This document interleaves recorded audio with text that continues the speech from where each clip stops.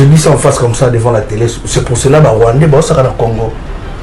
Parce que les Congolais, moko, papa, j'y vais jaloux. Il y en a. Il fallait. Non, même pas. Oui, si Aza ignorant, à éviter. Pourquoi j'y vais jaloux? Non, il y a combien j'y vais jaloux. D'abord, un jaloux a fallu. Non, j'y vais ne peut pas être un jaloux, je crois pas. Papa, oui, c'est regrettable, hein. Oui, il y a un moni. J'y vais faire un jaloux. Na katsa Odiwana. De la cité. De deux les sous-souka na katsa Odiwana. Lobi a qui plus loin. Bana ya JB. Bazaba fan. Toi qui wana. Papa, nous on a vu JB depuis qu'on était des enfants. Il était JB. JB c'est une icône de la jeunesse, frère. Bah t'es bien ma petite musique il est là à spé, ma bana ba spé voilà. Bana okité. Bon, excusez-moi le terme là. On a voté la bandale. On a qui classe la maternelle. Avant tout tu peux me développer la maternelle. Je crois Bariki Lumbu Baron, on a poussé la makambo. Tu as une maternelle, biso to ngine biso. Banda to kola, banda to bota ma biso. Tanga komba JB piano, combien de fois on a biso. Na tuna nga question. Tabi ke banda to bota matili to tanga ka komba JB. Trentaine d'années to tanga non ka komba. To koli na. Fallait poupa. Le Gonabiso a tout le temps appelé la communauté trop si tu as une communauté. Non, plutôt parler sur qui a fait le. Il y a mon avis, tu as une communauté trop. Hein, une communauté trop, on peut se voir.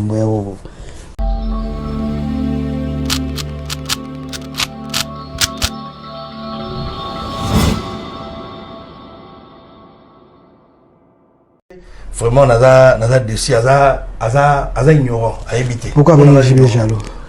Non, il y a combien de jaloux. D'abord, un jaloux a fallu. Non, JB ne peut pas être un jaloux, je crois pas.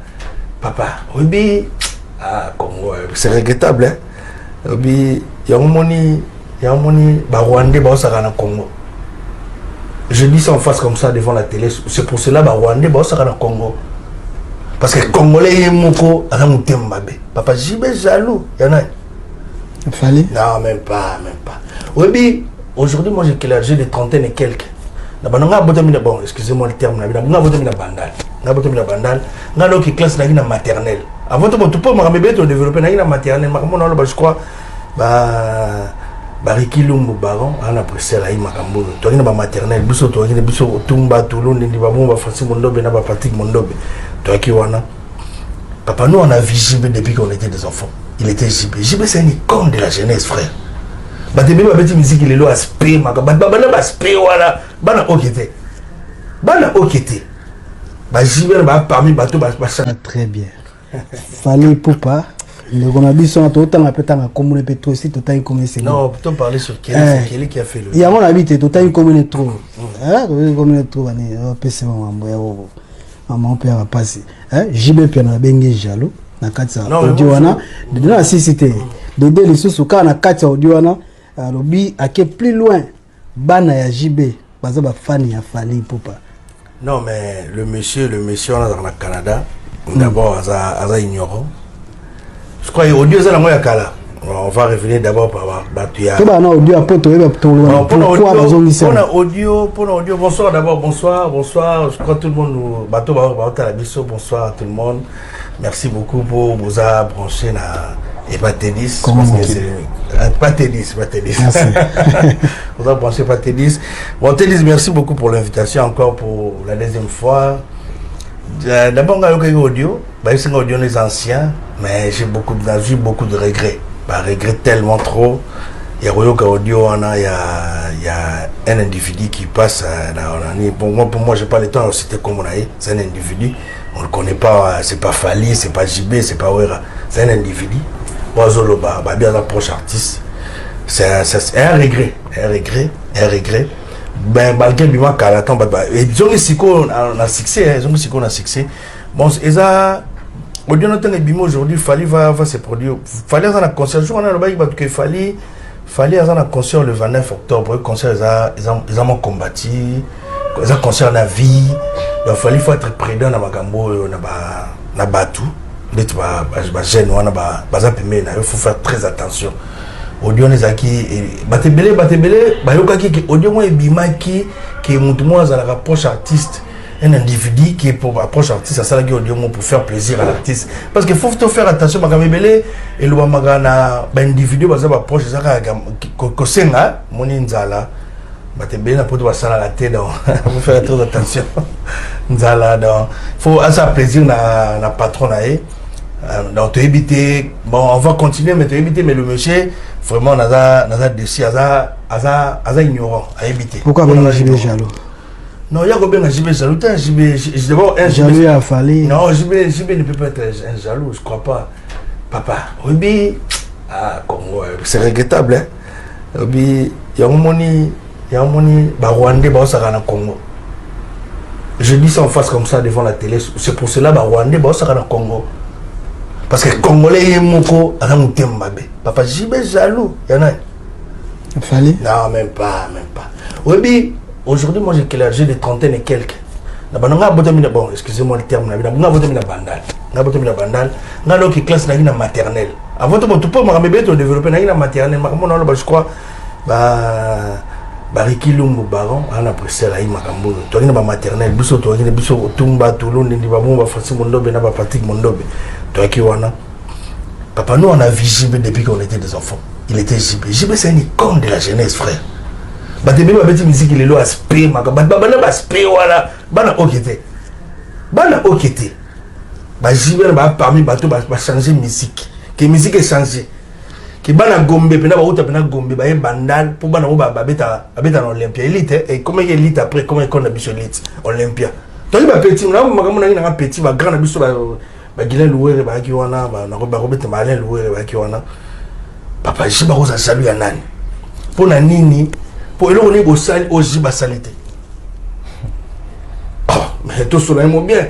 Il faut tout ça il faut tout le bail aujourd'hui ba misal le ba na chance mon chance base internet base réseaux sociaux ba congolais ba adapter un peu comme kitoko simbi.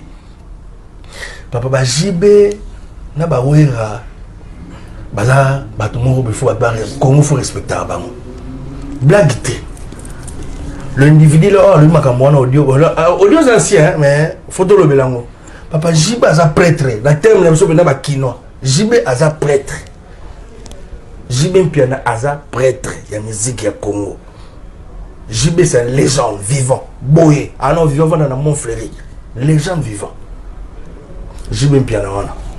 Donc, tout le monde est individu, tu peux bien approche artiste. Approche artiste, c'est bien, je crois, Alain Zamba, on a approche artiste, on a solo. Oh, ça tu vas à développer. Je suis flatteur. C'est un flatteur. Maman, je suis pété. C'est un vrai flatteur, le monsieur. D'abord, ce sont de flatteurs, Bon, tout le monde après. Merci. Déjà, quand la personne, personnellement, comment on est dans la vidéo, peut-être dans Zappa.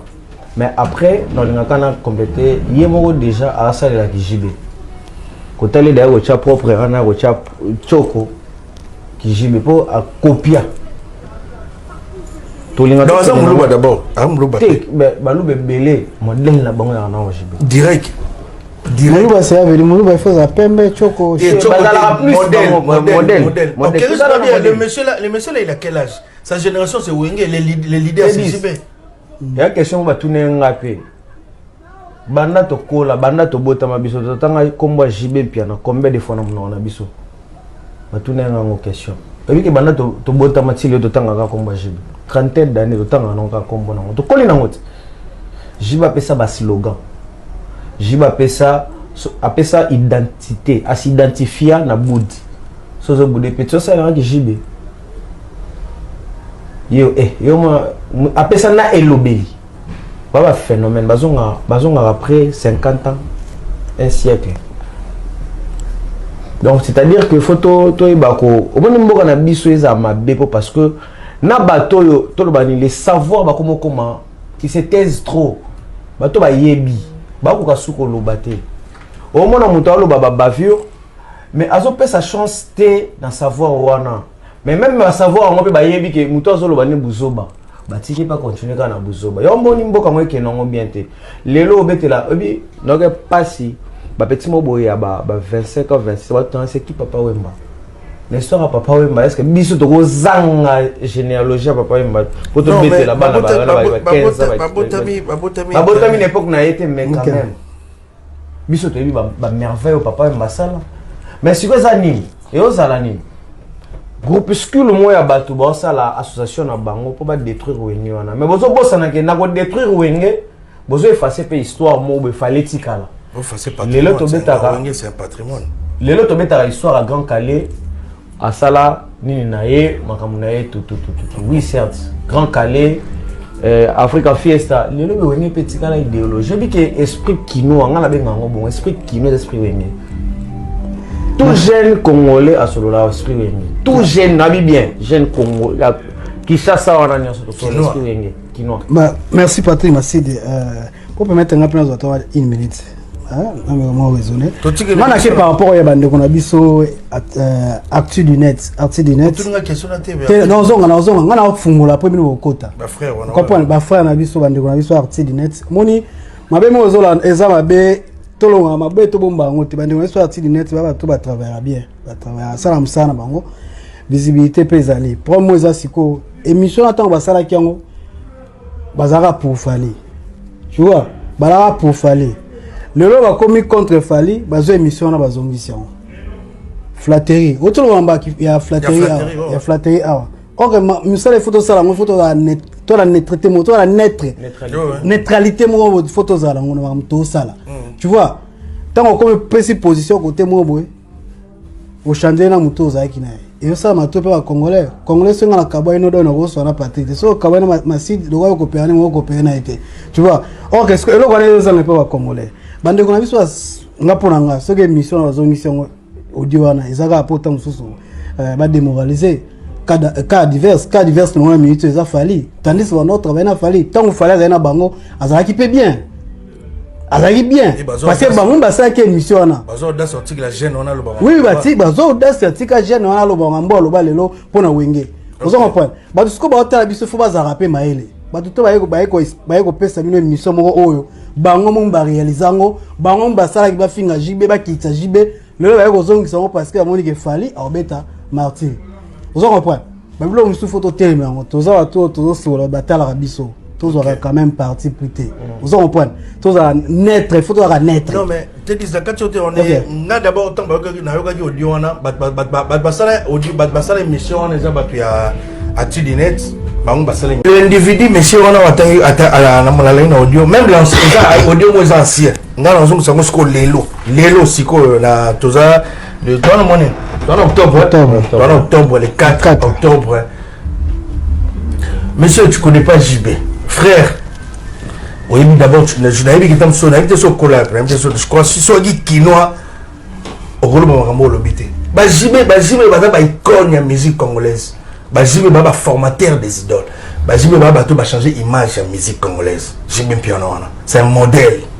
Tant que Jimé nous approché aux anaïs, aux JBT d'abord. Premièrement, aux anaïs JBT. Tant que nous descendons passer les lots, tu passes à la télé pour dire n'importe quoi, frère. Hein? Nous avons séparé artistes. Moi je parlais à le monsieur là, vraiment, j'étais très déçu de ton organe audio. Jimé Jalo. Papa. Merci. Vas-y.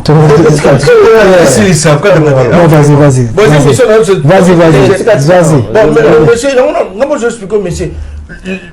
J'ai bien bien un modèle. Moi je te parle. Non mais tant que papa, j'ai bien photo soutenir quand ils sont vivants. Tous les trucs Ziba Koufa. Biso de colis toli ba petit tolo comme ça Ziba. Ngata na petit na ki mo bogaro. Mi tis comment boder c'est de colis mais.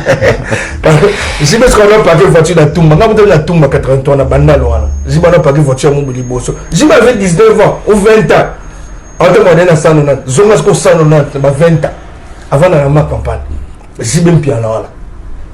Ba Ziba bezi ba zeni ba na 31 ans. Tant que ba batté. Le meilleur concert ti lelo etikala na ko metama na poto. Babi na ngotile on a fête concert à JB fait un album comme fait de l'amour monstre na kena ba Afrique na voyage toi avec mon frère Jagindala mama TV na mona bina na kena ba kondo na ba JB pe na ba ali Bah Jibé bien. Il faut ça tout bien. Bazar ba jeune ba betra sala minene na ba tino sur Congo. Mais bazo ba ça. Na mikolo. Oui les loba ba oh non sibia bandi avant ça. Non. Jibé tango Jibé ta ba ni musique ba oti mikila liboso. Tout na âge bon ba ni na 21 ans. Comme tu vas porter la liboso ba même ma porter ba ba jeune mo ba sangani ni producteur ni abimi orchestre mutu. Basali orchestre na bande to vent to sali cop na biso to na masko ba to poto jiba mama jibe poto mfu ebité jiba mama Marie Paul poto manda jiba ba manda ko ba esima na ba na débit jiba matisi na poto parce que c'est l'orchestre na bango cop na bango jiba amema je mtu sona na Marie Paul 3 na bonani akoma kinbo jiba mama ba to poto jibe bien na hote dis jibe Rico quoi jiba mama Rico abi bazo Rico comme na batinde poto. Arrêtez de dire de n'importe quoi, on a boyé, audio, de parler de JB comme ça, comme de la camarade. Non, on reste, on totique à la un mot, on a ma limite. Tous les gens JB Koufa Lobi, pour le Bélé, que JB n'est pas dans le Bélop, Founé n'est pas franco, non, quand JB est vivant comme ça, faut tout le Bélé rabattre que JB c'est un grand, il mérite des respects. Quel que soit audio, ils ont un cyclobi à Kala. Le jeune là, il doit respecter JB toute une vie. JB c'est pas son ami. Jiba camarade na été makambo jiba ça la musique à Congo va développer dans le conseil de la question belé jiba camarade na été merci Junior Loya